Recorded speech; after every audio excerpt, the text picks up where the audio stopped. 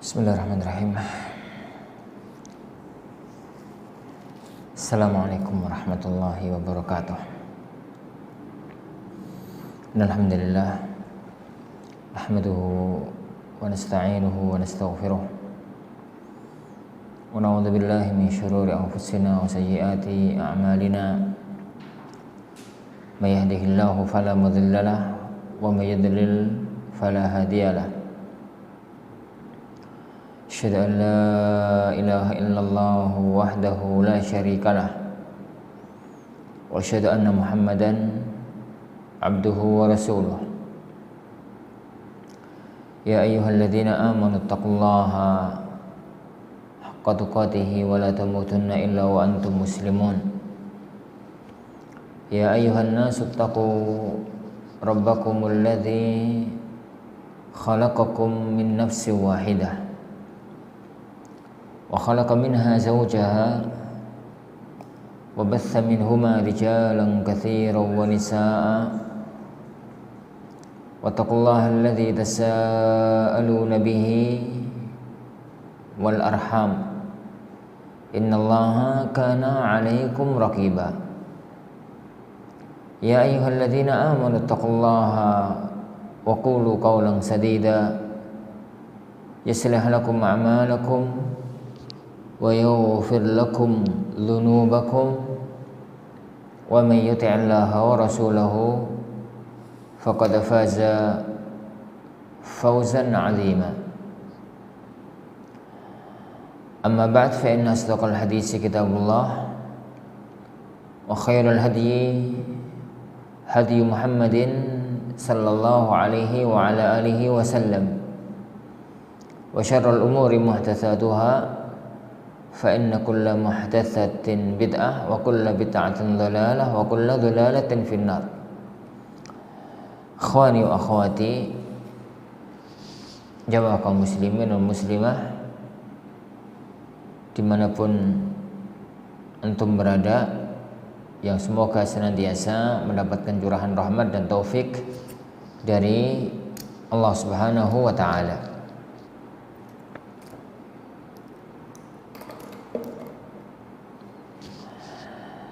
Melanjutkan kajian kita, mempelajari bersama, membaca, mempelajari bersama nasihat-nasihat berharga, untaian-untaian kalimat mulia yang disampaikan oleh Al-Imam Al-Hafidh Abdul Walid Al-Baji rahimahullah untuk kedua putranya, baik berkaitan dengan masalah-masalah agama maupun yang akan dilanjutkan juga dengan masalah-masalah dunia. Setelah Al-Imam Al-Baji, beliau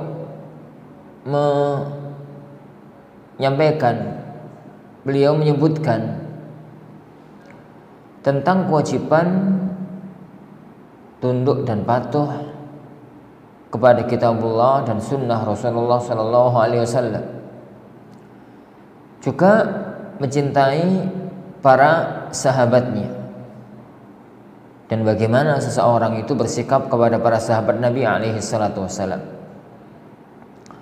Lalu beliau berkata, "Tsumma tafdhilut tabi'in wa man ba'dahum minal la'immati wal ulama." Kemudian setelah itu muliakanlah, hendaknya engkau itu memuliakan para tabi'in, wa man ba'dahum minal la'immati wal ulama, serta para imam dan para ulama setelah mereka rahimahumullah, wa ta'zim li haqqihim wal iqtida' bihim, mengagungkan hak-hak mereka, mengikuti, mengambil suri tauladan dari hidup mereka, wal akhdh bihadihim wal iktifa li atharihim, mengambil petunjuk mereka, wat tahaffut li aqwalihim wa i'tiqad isabatihim, menjaga ucapan mereka dan meyakini kalau mereka itu di atas jalan kebenaran.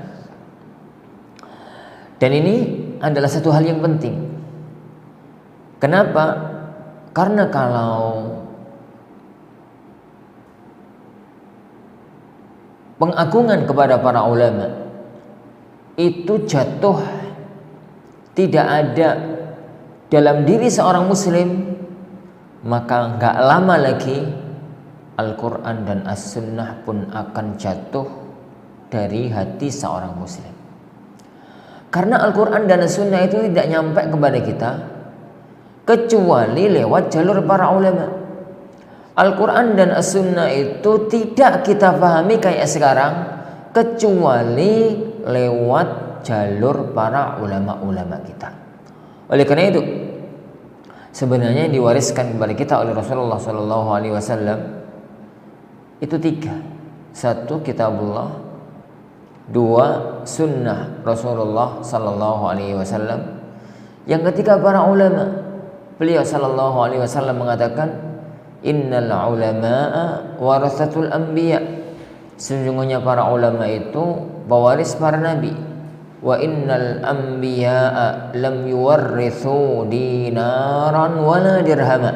Dan sesungguhnya para nabi itu tidak mewariskan dinar, tidak mewariskan dinar, tidak mewariskan dirham. Wa innama warrathul ilma, yang mereka wariskan itu ilmu. Wa man akhadahu akhadha bihadzin wafir. Dan Allah Subhanahu wa taala telah berjanji akan tetap menjaga agama ini dengan menjaga para ulama-ulamanya.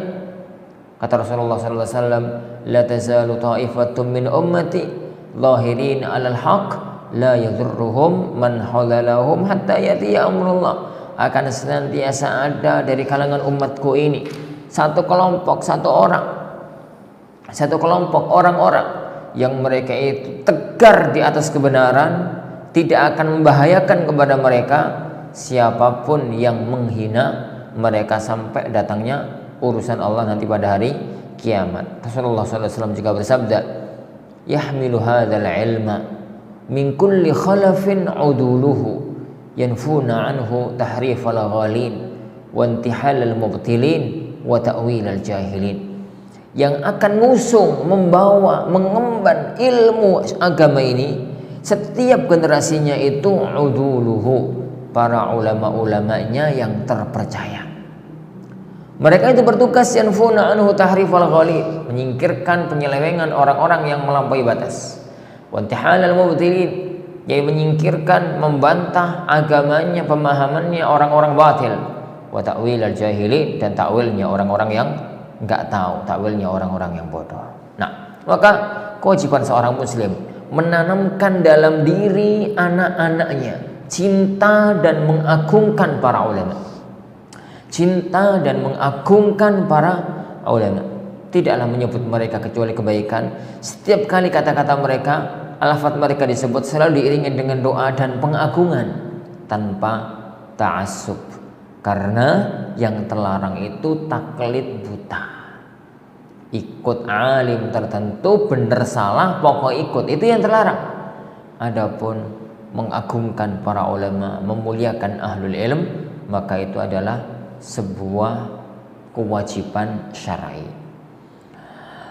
Wa iqamis salah, dan jangan kamu wahai anakku juga tegakkanlah salat, menegakkan salat.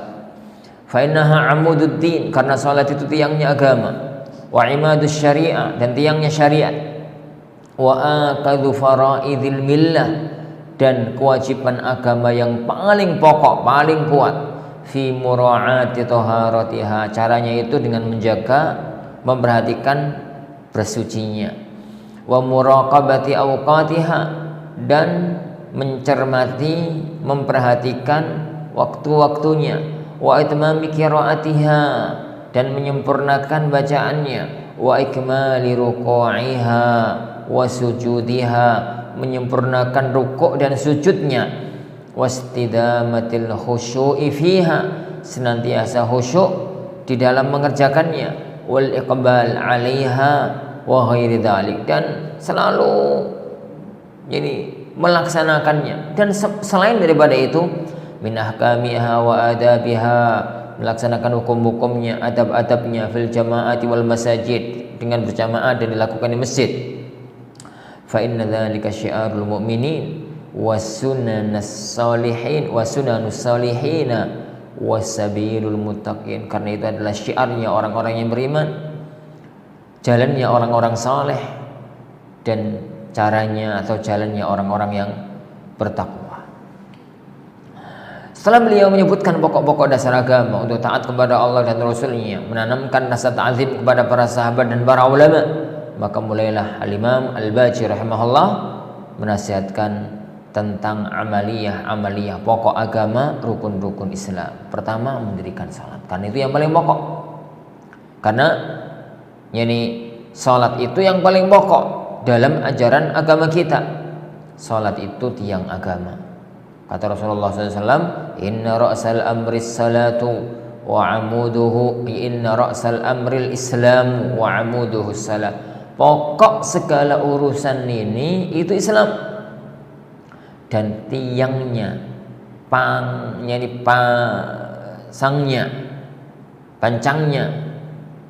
Islam itu adalah salat. Maka satu-satunya syariat yang Allah wajibkan di Mekah sebelum Rasulullah hijrah ke Madinah itu salat. Satu-satunya syariat yang tatkala Allah mewajibkannya itu langsung tanpa perantara malaikat Jibril itu salat. Satu-satunya syariat yang tatkala Allah mewajibkannya itu tidak di bumi tapi di langit, itu adalah salat.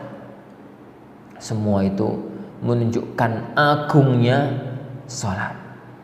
Bagaimana cara melakukan, bagaimana cara menjaganya?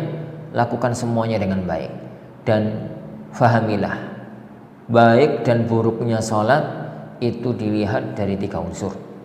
Baik dan buruknya salat itu dilihat dari 3 unsur. Yang pertama keikhlasannya tatkala menjalankan. Apakah dia menjalankan itu ikhlas hanya kepada Allah, ataukah dia menjalankan itu masih ada unsur-unsur riya, sum'ah, dan yang lainnya. Yang kedua, kesesuaian gerakan dan bacaan dengan apa yang diajarkan kepada kita oleh Rasulullah sallallahu alaihi wasallam, dan itu yang diajarkan kepada kita oleh beliau sallallahu alaihi wasallam dengan sabdanya, sallu kama ra'aitumuni usalli. Salatlah kalian sebagaimana kalian mendapati atau melihat aku mengerjakan salat. Yang ketiga, kehusyuan, menyatunya antara jiwa dan raga. Raganya salat, jiwanya pun ikut salat, sebagaimana yang dipuji-puji oleh Allah dalam Al-Quran dan oleh Rasulullah SAW tentang orang yang khusyuk dalam salatnya. Qad aflahal mu'minun alladzina hum fi salatihim khashi'un. Sungguh telah beruntung orang-orang yang salat, yaitu mereka orang-orang yang lalai, orang-orang yang khusyuk dalam salatnya. Ikhwan fillah azani Allah wa iyyakum. Beliau melanjutkan, Thumma ada'u zakatil mal. Kemudian menunaikan zakat harta. La tu'akharu an waqtiha, jangan sampai diundur dari waktunya. Kalau sudah waktunya bayar, segera dibayar, jangan diundur-undur. Wala yabkhal bi katsiriha, jangan sampai bakhil kalau harus bayar banyak. Wala yaghfal an yasiriha, jangan sampai lalai kalau bayarnya cuma dikit. Wal tukhrij min atyabi, atau wal tukhraj min atyabi jinsin, dan hendaknya zakat itu dikeluarkan dari jenis yang terbaik. Wa bi awfa waznin, dan dengan timbangan yang sesempurna mungkin. Fa innallaha ta'ala akramul qurama, karena Allah Subhanahu wa taala zat yang paling pemurah. Wa haqqu man ikhtira lahu, dan yang paling berhak dipilihkan untuk diberikan kepadanya. Wal tu'tabiti binafsin, dan hanya diberikan dengan jiwa yang ikhlas, penuh keridhaan. Wa tayakkunin, dan penuh keyakinan. Annaha barakatun fil mal, bahwa zakat itu kalau dibayar akan semakin membawa keberkahan harta. Wa tadhhirun lahu, dan akan mensucikan harta. Wa tudfa'u ila mustahiqiha, dan dibayarkan kepada yang berhak. Duna muhabatin wa mutaba'ati hawa wala hawadah, tanpa mengambil sikap basa-basi, ngikuti hawa nafsu dan yang semisalnya. Fa'idhan azani Allah wa iyyakum.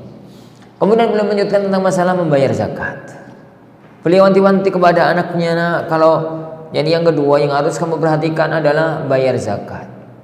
Baik zakat itu banyak maupun zakat itu dikit, maupun zakat itu hanya sedikit. Zakat fitrah misalkan sedikit 2,5 kg atau 3 kg sedikit. Atau bayar zakat kalau sedikit jangan dilalaikan, mentang-mentang cuma sedikit kemudian menggampangkan malah lupa. Atau kalau zakatnya itu banyak, jangan sampai kemudian berat. Kalau ada orang punya uang 100 juta, zakatnya kan 2.500.000. Tatkala mau mengeluarkan uang 2.500.000 itu berat gitu dirasa. Jangan, karena itu kewajiban syar'i. Yakini bahwa zakat yang kita keluarkan itu adalah membawa kebaikan untuk diri kita dan untuk harta kita. Harta kita jadi bersih. Harta kita jadi bersih. Hartanya jadi barokah. Makanya hendaknya dikeluarkan dengan penuh kerelaan hati, penuh kerelaan hati. Jangan sampai dikeluarkan dengan rasa abot, dengan rasa berat, dengan rasa pelit, tapi penuh dengan kerelaan hati. Karena itu akan sangat berpengaruh kepada nilai dari membayar zakat itu sendiri. Kemudian diberikan kepada yang berhak. Dan ingat, tatkala kita memberikan zakat kepada yang berhak, itu jangan sampai diundat-undat. Mereka itu berhak, kita itu wajib. Dan melakukan sesuatu yang wajib itu jangan diundat-undat. Jangan kemudian diomong-omongkan, kamu dulu pernah saya beri zakat dan macam-macam. Karena itu kewajiban. Jadi kewajiban bagi orang yang punya harta kepada orang yang tidak memiliki harta. Nah, tsumma siyam Ramadan, kemudian puasa Ramadan. Fa innahu ibadatus sir, karena puasa Ramadan itu adalah ibadah yang rahasia. Wa ta'atur rabbi, dan melakukan ketaatan kepada Allah. Wa yajibu an yuzada fihi min hifdzil lisan, hendaknya puasa itu juga ditambahkan menjaga lisannya. Wal istihad fi salihil amal, dan berjuang untuk melakukan amal saleh. Wat tahaffuz minal khata' waz zalal, dan menjaga jangan sampai salah dan tergelincir. Wa yura'a fi dzalika layaliyahu wa ayyamahu, dia harus memperhatikan pula malam-malamnya dan hari-harinya. Wa yadba' siyamahu wa qiyamahu, dan mengikuti puasanya dilanjutkan lagi setelah Ramadan, qiyamnya juga dilanjutkan lagi setelah Ramadan. Wa qad sanna fihi li'tikaf, dan beliau juga menganjurkan untuk i'tikaf di bulan Ramadan. Khawati fiddin azanillahu wa iyyakum. Nasihat berikutnya dari Imam Al-Baji kepada anaknya adalah masalah puasa Ramadan. Jadi masalah puasa Ramadan, dan beliau mengisyaratkan pada satu syarat yang bagus sekali, bahwasanya puasa Ramadan itu memang hukum luarnya itu adalah meninggalkan makan, meninggalkan minum, tidak makan, tidak minum dari mulai terbit matahari, dari mulai terbit fajar sampai tenggelamnya matahari. Itu hukum zahirnya puasa. Tapi puasa itu akan jadi puasa yang diterima oleh Allah Subhanahu wa taala. Juga harus diikuti dengan puasa batin, yaitu meninggalkan amal-amal haram yang lain. Makanya Rasulullah sallallahu alaihi wasallam bersabda, "Man lam yada' qaul az-zur wal 'amala bihi." Barang siapa yang tidak mau meninggalkan amalan yang zur, yang haram, ucapan yang haram, wal 'amala bihi, dan amalan yang haram, falaysa lillahi hajatun fi ayyada'a ta'amahu wa syaraba. Allah itu enggak butuh bagi dia untuk dia tinggalkan makanannya, dia tinggalkan minumannya. Karena sebenarnya kalau dicermati dengan jeli para ikhwatin azani Allah wa iyyakum, Allah itu punya banyak larangan. Makan siang hari Ramadan larangan Allah, minum siang hari Ramadan larangan Allah, kumpul suami istri siang hari Ramadan larangan Allah. Tapi kan larangan Allah bukan hanya itu. Larangan Allah ada banyak, ada dusta, ada berbuat dolim, mengambil harta orang lain dengan cara yang tidak baik. Semua itu larangan Allah. Bahkan larangan-larangan yang kedua, ini larangan mutlak yang tidak pernah halal. Beda dengan makan siang hari Ramadan, itu larangan temporer. Kalau sebelum Ramadan halal, setelah Ramadan halal, kalau malam juga halal. Kalau larangan-larangan yang temporer, waktu tertentu, itu mampu Anda tinggalkan, maka seharusnya larangan yang tidak pernah halal selama-lamanya itu lebih mampu, lebih berjuang untuk meninggalkannya. Oleh karena itu, kalau ada orang puasa, kok puasa lahirnya, batinnya nggak ikut puasa, puasa itu bukan yang Allah inginkan. Jadi puasa itu bukan yang Allah inginkan. Makanya dalam sabda Rasulullah tadi, Rasulullah mengatakan, "Man lam yada' qaula zur wal amala bihi, falaysa lillahi hajatun fi ayyada'a ta'amahu wa syaraba." Barang siapa yang tidak mau meninggalkan ucapan yang haram, perbuatan yang haram, Allah itu nggak butuh kok bagi dia untuk meninggalkan makan, meninggalkan minumnya. Dan mereka lah orang-orang yang disindir oleh Allah Subhanahu wa taala. Mereka orang-orang yang disindir oleh Allah Subhanahu wa taala oleh Rasulullah SAW dalam sabdanya, yakni harubba sa'imin laisa lahu min siyamihi illa al-ju'u wal 'atas. Yani betapa banyak orang itu yang berpuasa tapi tidak memiliki apa-apa dalam puasanya, tidak mendapatkan apa-apa dalam puasanya, illal ju' wal 'atas, kecuali hanya lapar dan dahaga. Nah, summal hajj, kemudian melakukan ibadah haji. Kemudian melakukan ibadah haji. Ila baitillahil haram, ke baitullahil haram. Man istata'a ilaihi sabila, bagi yang mampu untuk melakukan perjalanan ke sana. Fa huwa fardun wajibun, itu adalah sebuah kewajiban.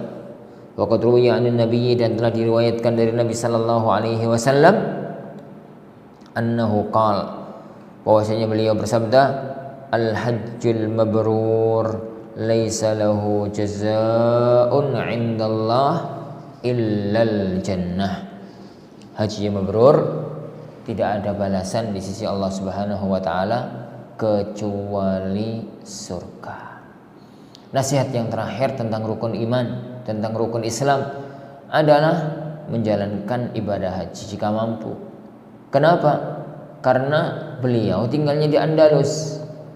Beliau tinggalnya di Cordova, Andalus.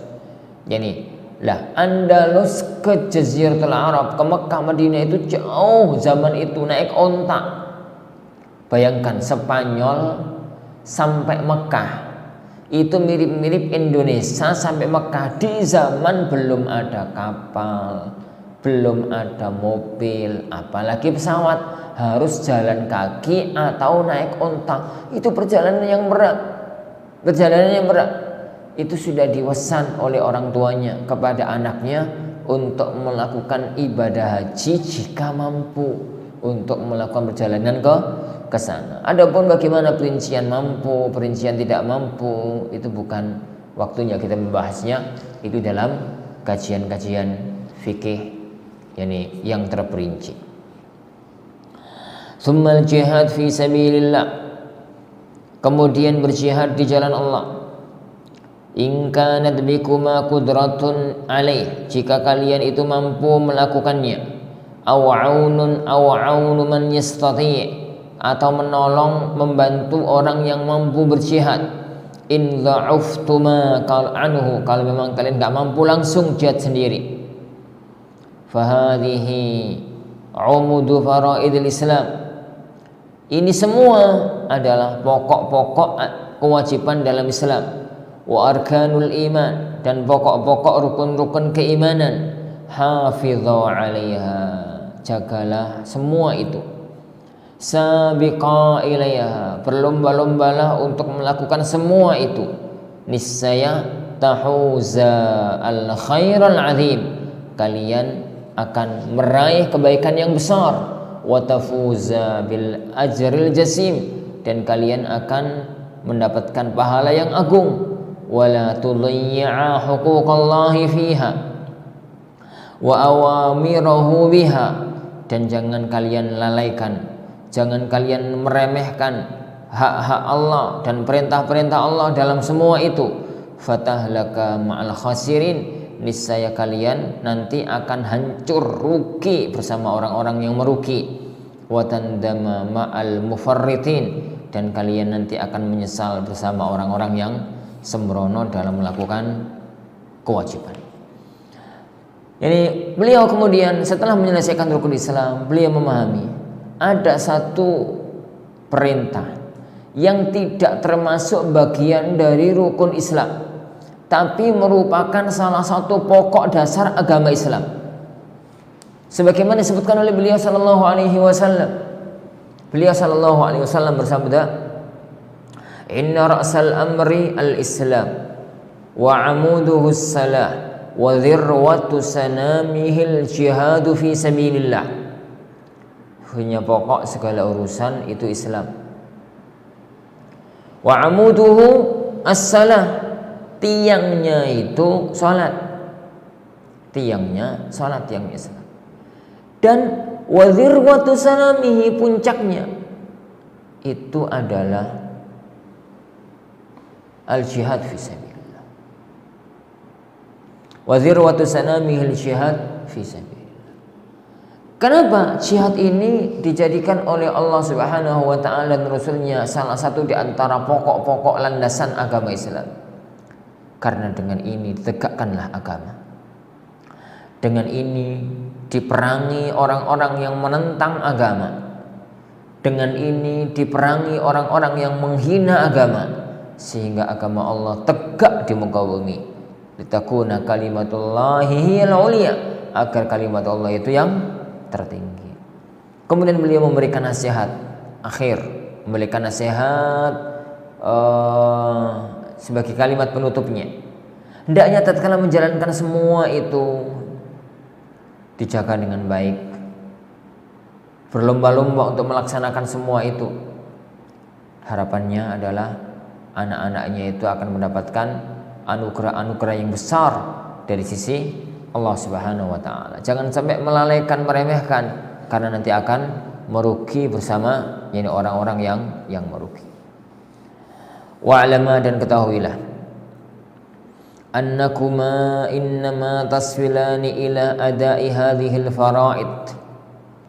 Ketahuilah wahai anakku, kalian berdua itu hanya bisa nyampe, hanya bisa menjalankan kewajiban-kewajiban tadi.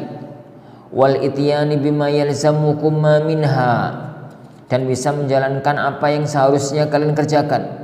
Ma'a taufiqillahi lakuma, setelah taufik Allah pada kalian, fil ilmi, maka harus mempunyai ilmunya. Alladhi huwa asl khairi, yang itu adalah pokok kebaikan. Wa bihi yatawassalu ilal birr, yang dengan itu orang itu mampu melakukan kebaikan. Fa'alaikuma bitalabihi, maka kewajiban kalian berdua untuk mencarinya. Satu kalimat yang agung dari Al-Imam Al-Baqi rahimahullah. Setelah kamu itu mengetahui kewajibanmu itu berpegang teguh kepada Al-Quran, jalankan perintahnya, jauhi larangannya, memegang teguh ajarannya Rasulullah sallallahu alaihi wasallam, jalankan perintahnya, jauhi larangannya. Cintai para sahabat, ikuti jalan hidup mereka, karena mereka orang-orang yang dipilih oleh Allah untuk menyertai kehidupan Rasulnya sallallahu alaihi wasallam. Agungkan para ulama, karena mereka membawa syariat. Setelah itu kerjakan kewajiban-kewajiban agama, rukun-rukun Islam. Kewajiban-kewajiban agama, rukun-rukun Islam, mengerjakan sholat dengan benar, mengerjakan zakat dengan baik, menunaikan puasa dengan baik, melaksanakan ibadah haji dengan baik, dan berjuang di jalan Allah. Ada satu hal yang sangat pokok. Engkau tidak mungkin bisa melaksanakan semua yang tadi, kewajiban-kewajiban agama tadi, kecuali kalau mempunyai ilmunya, setelah adanya taufik dari Allah Subhanahu wa taala, hidayah dari Allah Subhanahu wa taala, petunjuk dari Allah Subhanahu wa taala. Setelah itu cara jalan untuk bisa melakukan itu hanya satu, yaitu bil ilm, dengan ilmu. Alladzi huwa aslul khair, yang mana ilmu itu adalah pokok segala kebaikan. Wa bihi yatawassalu ilal bir, dan dengan ilmu itu seorang akan sampai kepada kebaikan. Fa alaikuma bi talabihi, hendaknya kalian, wajib bagi kalian itu mencarinya, menuntut ilmu. Fa innahu ghinan li talibihi wa izzun li hamilihi, karena ilmu itu akan mencukupi orang yang mencarinya dan menjadi kemuliaan orang yang membawanya. Pembawa ilmu itu mulia. Wa huwa ma'a hadzal sababil 'alam, dan itu semua juga merupakan sebab yang terbesar ilal akhirah, menuju yani kampung akhirat. Bihi tajtanibus syubhat, dengan ilmu itu kamu bisa menjauhi syubhat. Wa tasihul qurbat, dengan ilmu itu sah melaksanakan ibadah.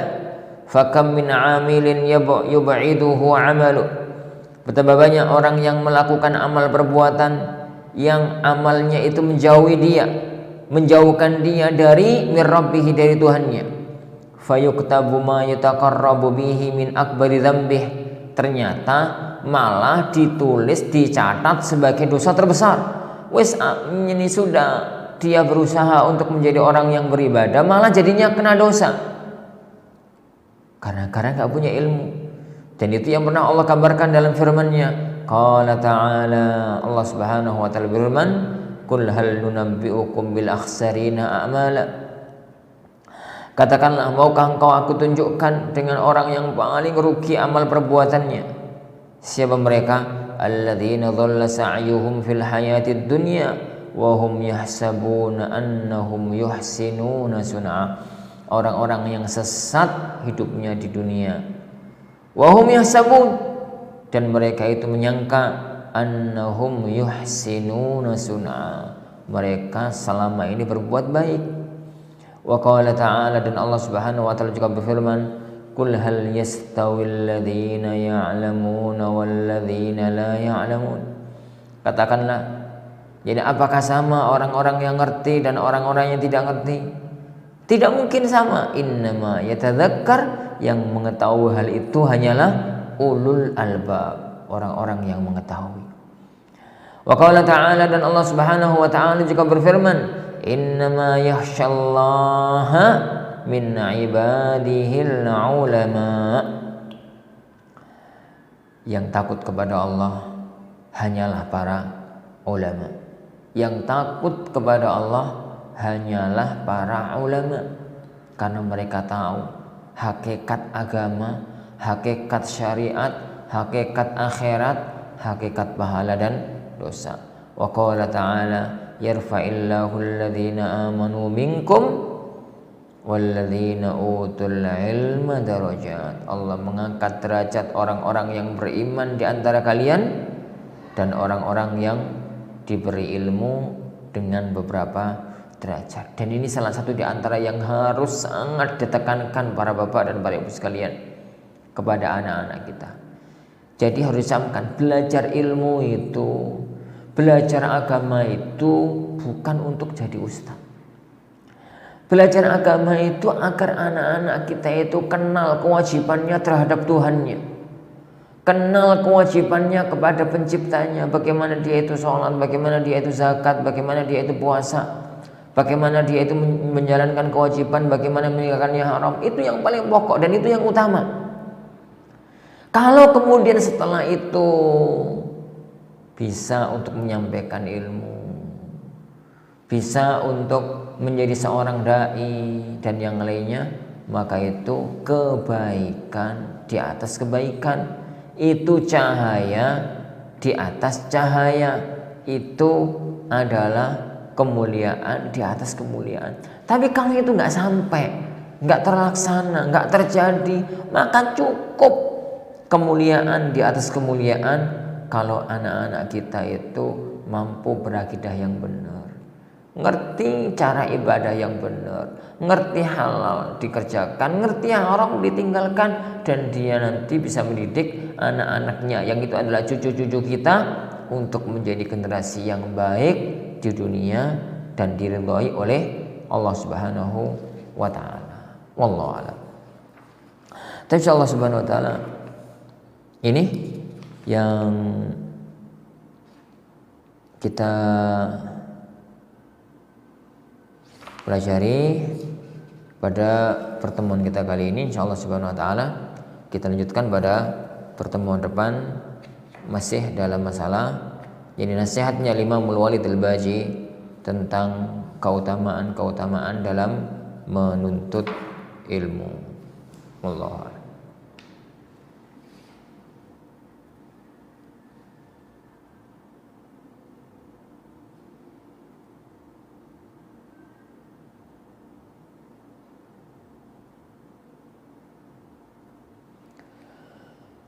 Ustaz, apa yang harus kami lakukan bagi kami yang di waktu Indonesia Tengah azan? Di waktu Indonesia Tengah, tatkala azan telah berkumandang dan kajian masih mulai, apakah kami sholat di masjid terlebih dahulu atau tetap mengikuti kajian? Berarti masalahnya ini adalah kajian ngikutinya online. Kajian itu ngikutinya online, di mana kajiannya di Indonesia Barat, di Gresik misalkan. Kita baru mulai, yang dengarkan di Indonesia Tengah sudah azan. Apa yang kita lakukan? Jadi para ikhwan azani Allah wa iyyakum, satu hal yang sangat perlu dipahami, antara dua kebaikan itu hukum asalnya jangan dibenturkan. Kalau mampu mendapatkan kedua-duanya, maka itulah yang terbaik.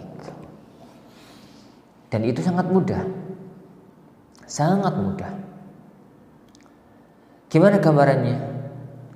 Semua kajian online itu yakin terekam secara online juga. Baik itu di Facebook, di YouTube, maupun yang lainnya masih terekam. Maka jangan dibenturkan. Sholatlah. Setelah sholat dengarkan taklim. Yang terlewatkan nanti diulang. Kalau sudah selesai live-nya, kemudian bisa menggabungkan antara keduanya dengan baik. Dan itu cara awal. Jika terpaksa harus dibenturkan antara